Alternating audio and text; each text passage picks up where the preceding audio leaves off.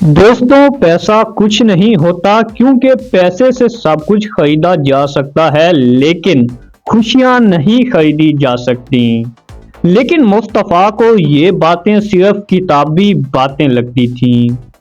लेकिन मुस्तफ़ा को बहुत बड़ा झटका उस वक्त लगता है जब मुस्तफ़ा पैसा कमाने के चक्कर में शर्जीना को अस्पताल नहीं ले जाता और अपने आने वाले बच्चे की जान से हाथ धो बैठता है। तो दोस्तों, इसलिए कभी मैं कभी तुम ड्रामा लव स्टोरी होने के साथ साथ एक मैसेज ड्रामा भी है जो कि अपने अंदर एक जबरदस्त कहानी रखता है।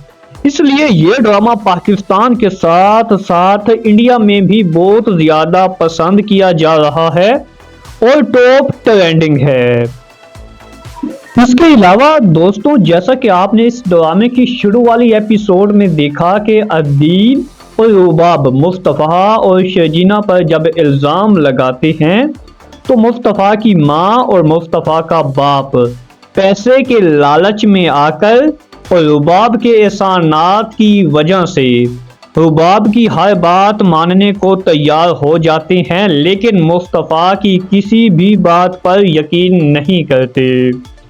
लेकिन फिर एक ऐसा वक्त आता है जब अदील धोखे से अपने माँ बाप का घर बेच देता है और इसके अलावा रुबाब और अदील में अलहदगी हो जाती है और फिर रुबाब अदील को जेल तक पहुंचा देती है। और फिर इसके बाद मुस्तफ़ा की माँ और मुस्तफ़ा के बाप को मुस्तफ़ा की याद आती है।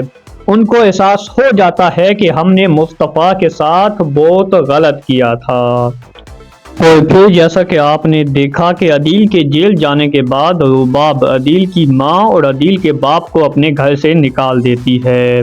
तो इसके बाद अदील की माँ और अदील का बाप अपनी बेटी के घर जाते हैं और फिर अदील के बाप की तबीयत बहुत ज़्यादा ख़राब हो जाती है और अदील की माँ अदील के बाप को अस्पताल लेकर पहुंच जाती है। और फिर अदील की माँ अपने दूसरे बेटे मुस्तफ़ा को कॉल करती है और कॉल करके कहती है कि मुस्तफ़ा, तुम्हारे बाप की तबीयत बहुत ज़्यादा ख़राब है और मैं उसे अस्पताल लेकर आई हूँ।